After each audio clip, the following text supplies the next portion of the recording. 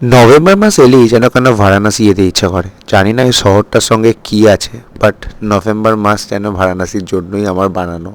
তাই আমাদের অনেক দিন আগে থেকেই ট্রেনের টিকিট কাটা ছিল দুন এক্সপ্রেসে। আজকে সেই দিন, আর ট্রেন সঠিক সময় বর্ধমান স্টেশন থেকে ছাড়লো। আমরা রওনা দিলাম বারাণসীর দিকে। আর সকালবেলা উঠে দেখলাম চতুর্দিক কুয়াশা। ইউপিতে নভেম্বর মাস থেকেই কুয়াশা পড়া শুরু হয়। ট্রেন সঠিক সময় এসে পৌঁছায় মুঘলসরাই মানে ডিডিইউ জাংশন স্টেশনে।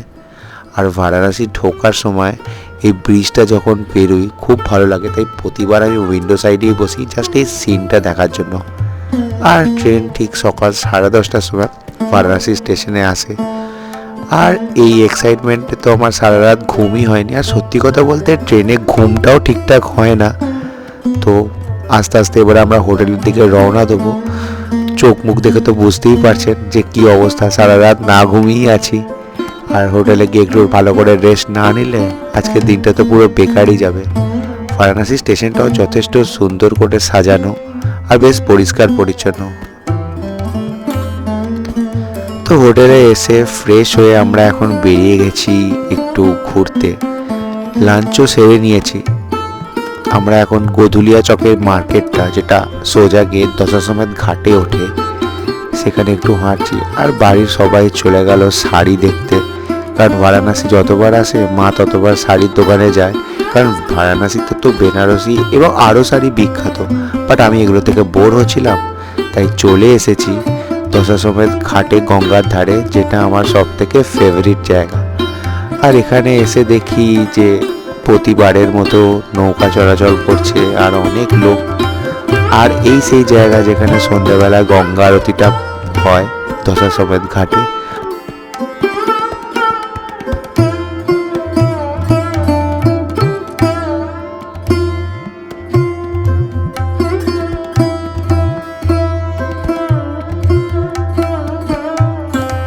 কিছুক্ষণ দশাশ্বমেধ ঘাটে বসার পর ভাবলাম প্রতিবার তো ঘাটগুলোকে নৌকা থেকেই দেখি, এবার একটু হেঁটে ঘুরবো।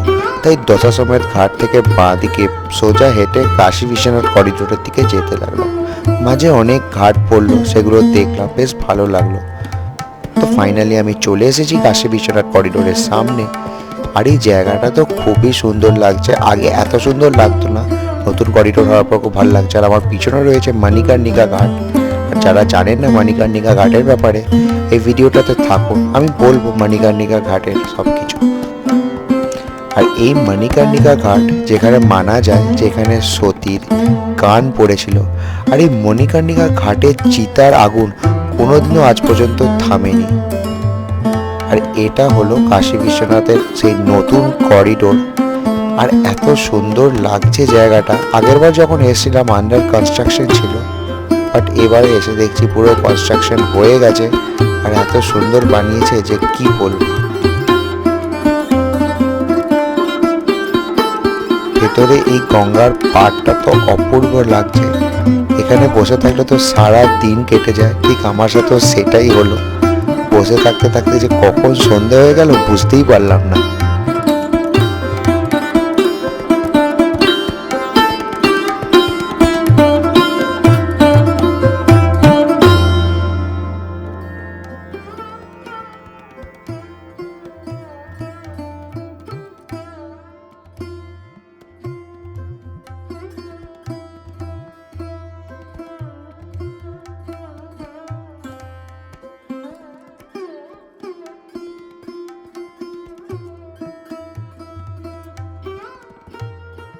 তো কাশী বিশ্বনাথ করিডোরে অনেকক্ষণ বসে থাকার পর ভাবলাম এবারে গিয়ে একটু গঙ্গা আরতি দেখি।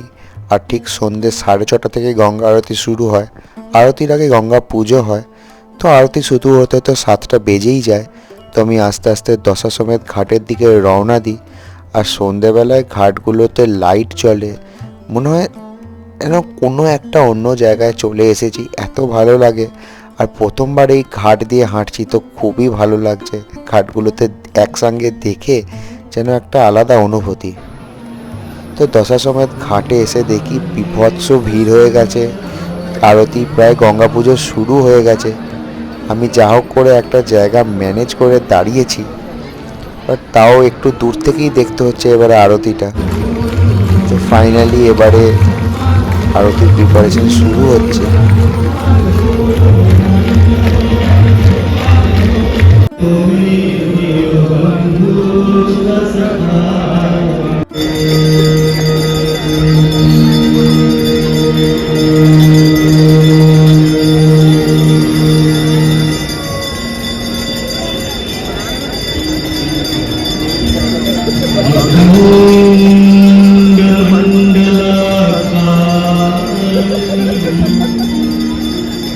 व्यापं येन चराचरं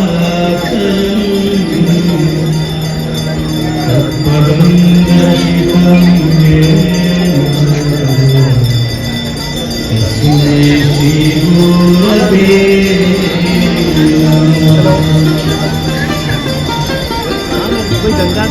আর বেনারসের পান আর পান মশলা ছাড়া কি করে হয়। আর গঙ্গা আরতি শেষ হয়ে যাওয়ার পর আমরা হোটেল আসার পথে এই বেনারসি পান মশলার দোকান চোখে পড়লো, তাই ঠিক করলাম বাড়ির জন্য কিছু পান মশলা নিয়ে যাব। তাই দোকানে একটার পর একটা পান মশলার টেস্ট করে কিছু পান মশলা বাছলাম। আর মনে রাখবেন যে পান মশলার দোকানের দাম অনেকটাই বেশি বলবে, কিন্তু আপনাদের একটু বার্গেনিং করেই নিতে হবে। মোটামুটি 10 to 15% আপনি আরামসে বার্গেনিং করলে ওনারা দাম কমিয়ে দেবেন। তো সেই মতেই কেনাকাটা করতে হবে। আর এই করতে করতে আমাদের খিদে পেয়ে যায়, তো আমরা চলে যাই চাট খেতে। কারণ বেনারসে সত্যি চাট তো খুবই ভালো হয়। না, আজকে কাশি চাট ভান্ডারের চাট খাইনি, কালকে খাওয়ার চেষ্টা করব, কারণ আজকে খুবই ভিড় ছিল। তাই আজকে একটা অন্য চাটের দোকানে চাট খাচ্ছি। আর আমরা নিয়েছি সামোসা চাট। আর চাট অনেক রকমের হয়। আজকে আমরা সামোসা চাট নিলাম, তার সঙ্গে পাপড়ি চাটও নিয়েছিলাম। তারপর দেখলাম এই কুলফি, মানে রাবড়ি ফালুদার দিয়ে কুলফি, অসাধারণ খেতে ছিল। মানে এতটা পরিমাণ রাবড়ি দিয়েছিল যে বলার কথা নয়। আমাদের এখানে তো এরকম দেখাই যায় না, তো সেটা কি করে মিস করি। তাই এটাও চটাচট খেয়ে নিলাম।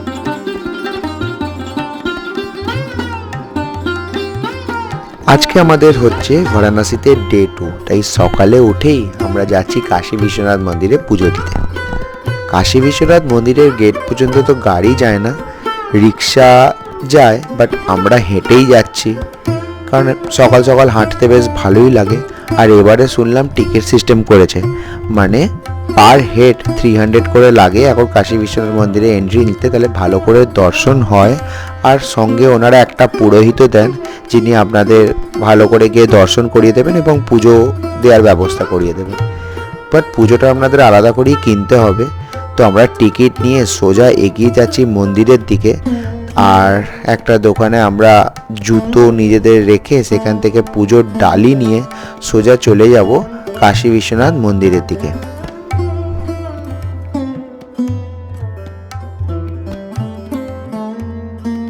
আমরা এখন চলে এসেছি কাশী বিশ্বনাথ মন্দিরের সামনে। আর এখানে এসে শুনলাম যে ফোনও জমা রাখতে হবে, তাই এক জায়গায় ফোন জমা রেখে আমরা যাব ভেতরে পুজো দিতে। তো দেখা হচ্ছে আপনাদের পুজোর পর।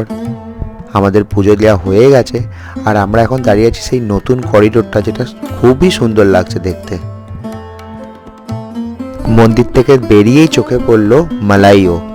আর এই মালাইও খেতে এত অপূর্ব হয় যে কি বলবো। মানে আমি তো একটা খাওয়ার পর আর একটা খেতে ইচ্ছা করে, তাই লোভ সামলাতে না পেরে প্রথমে একটা মালাইও নিলাম, খুবই ভালো লাগলো। তারপর লস্যি দেখলাম, তো সেটাকেও ছাড়তে মন গেল না, যেন ফোমো হয়ে গেছে আমার, সবই খেতে হবে, তাই লস্যিটাও নিয়ে নিলাম।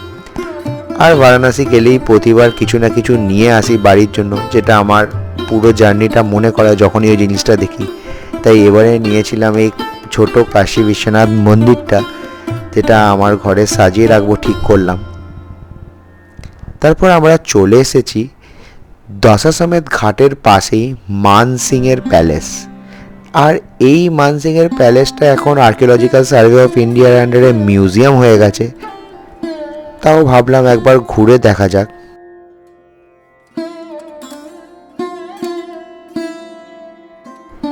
প্যালেসের ছাদ থেকে গঙ্গার ভিউটা তো অসাধারণ লাগছিল। মানে এরকম ভিউ আমরা ড্রোন থেকে দেখতে পারি, বাট ছাদে উঠে সত্যি এরকম একটা ভিউ পাবো ভাবতেও পারিনি।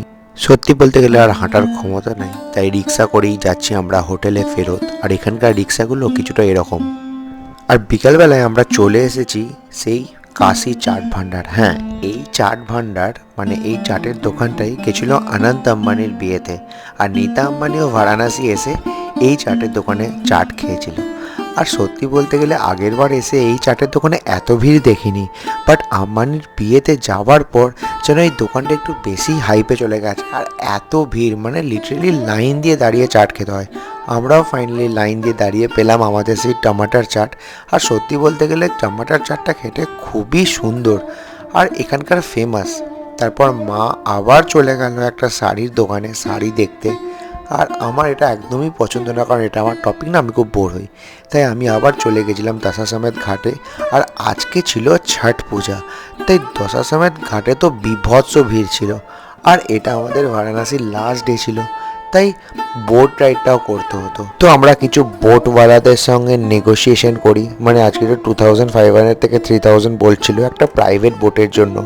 বাট আমরা যাওয়া করে 2200 রাজি করিয়ে একটা বোট নিয়ে বেরিয়ে পড়ি সেই ফেমাস বারাণসীর বোট রাইডে, যেখানে আমাদের সব ঘাট ঘোরাবে আর তারপর এসে দশাশ্বমেধ ঘাটের সামনে দাঁড়িয়ে গঙ্গা আরতিও দেখাবে। তো আমরা সেই জন্য বোট নিয়ে রওনা দিলাম।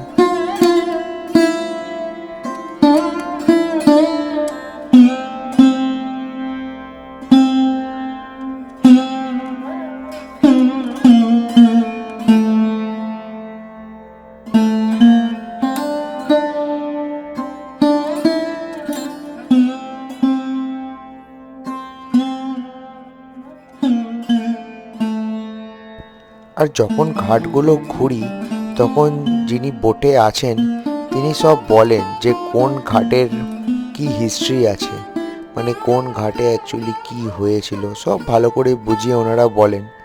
তো সেটা শুনতেও বেশ ভালো লাগে আর বারবার শুনে কিছুটা মুখস্থ হয়ে গেছে।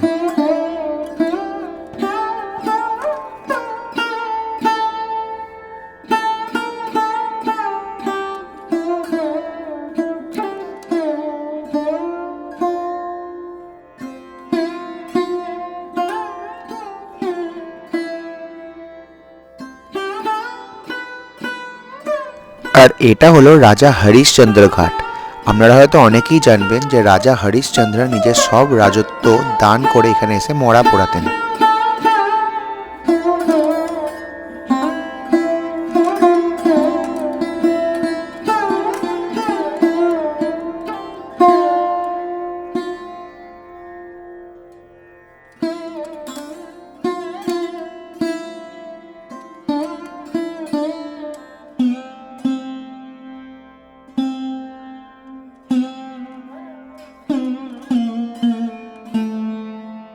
তো আমরা আবার এসে গেছি মণিকর্ণিকা ঘাটের সামনে।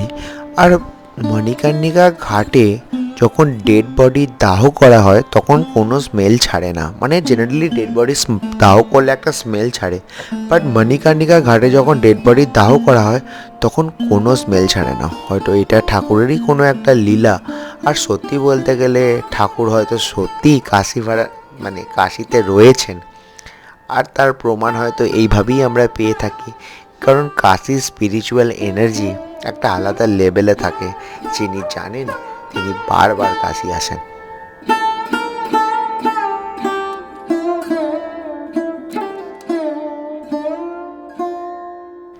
আমরা এখন এগিয়ে যাচ্ছি দশাশ্বমেধ ঘাটের দিকে, কারণ আজকে গঙ্গা আরতিটা আমরা গঙ্গা থেকে দেখব, আর গঙ্গা আরতির টাইমও হয়ে গেছে।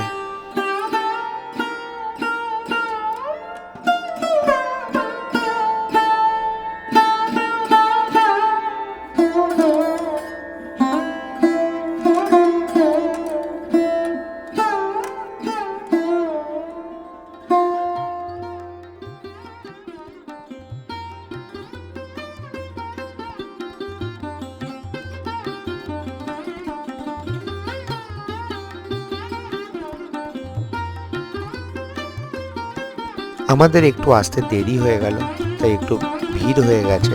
আমরা একটু পিছনে দাঁড়িয়েছি, বাট ঠিক আছে, উই ক্যান ম্যানেজ। ভালোভাবেই দেখা যাচ্ছে, কোনো অসুবিধা হবে না আশা করি।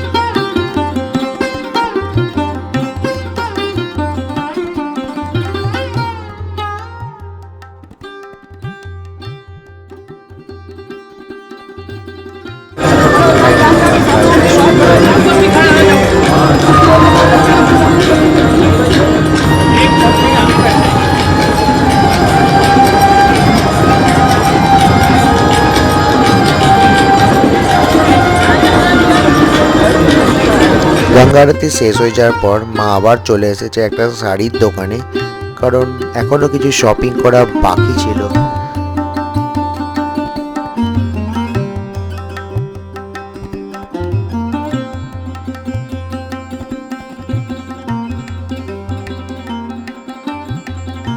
আর আজকে বারাণসীর শেষ দিন, মানে আজ বাড়ি যাওয়ার পালা। তাই আমি সকালবেলা চলে এসেছি বাঙালি টোলায়। আর এই বাঙালি টোলায় একসময় সব বাঙালিরাই থাকতেন। আর এই বাঙালি মানেই তো দুর্গাপুজো। আর এক বাঙালি এখানে দুর্গাপুজো করেছিলেন। আর এই দুর্গা মন্দিরের নাম হলো পুরানো দুর্গাবাড়ি। আর দুর্গা ঠাকুর খুবই জাগ্রত, কারণ দশমীর সময় যখন দুর্গা ঠাকুরের বিসর্জন করানো হচ্ছিল তখন 100 জন মিলেও দুর্গা ঠাকুরকে নাড়াতে পারেনি। আর দুর্গা ঠাকুর স্বপ্নে এসে বলেছিলেন যে আমি তো বারাণসী ছেড়ে যেতেই চাই না, আমাকে গুড় আর খই দিলেই আমি দুবেলা আমি বারাণসীতেই সারা জীবন থেকে যাব। তারপর থেকে দুর্গা ঠাকুর সারা জীবন বারাণসীতেই রয়ে গেলেন। কিন্তু আমিও বারাণসীতে থাকতে পারলাম না, আমাকে বাড়ি যেতেই হবে। আজ বাড়ি চলে যাচ্ছি, দেখা হবে একটা অন্য ভ্লগে। Tata, thanks for watching.